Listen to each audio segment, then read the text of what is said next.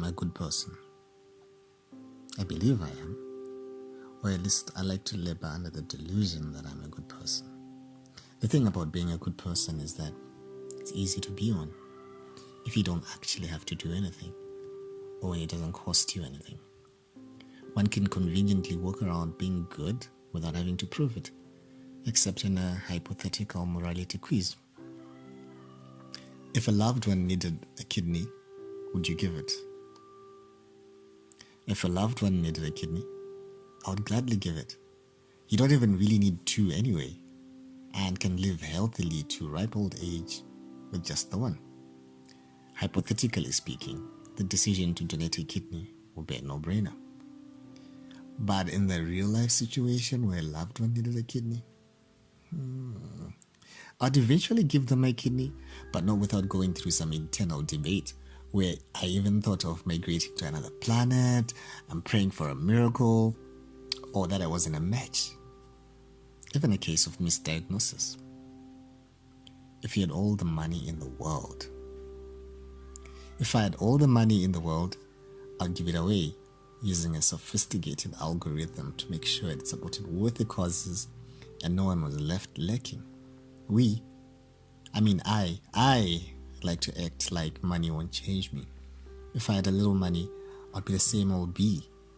But being truthful about it, maybe a bit of money, maybe I'll start showing you the eccentricities only the filthy rich can get away with.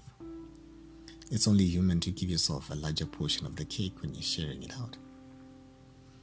This explains why the global wealth distribution is the way it is.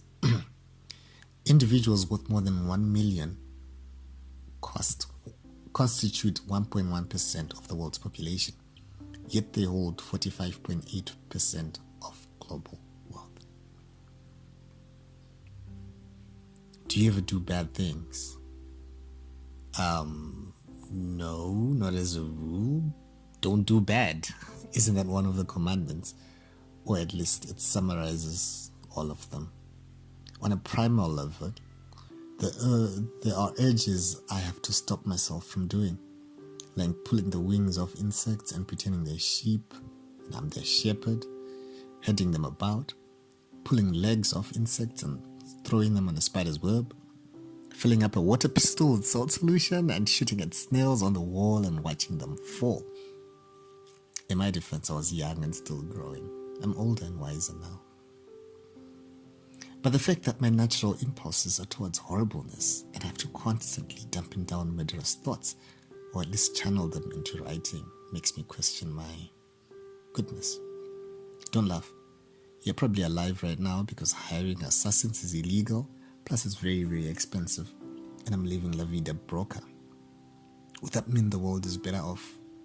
Is better for it in my not having all the money in the world?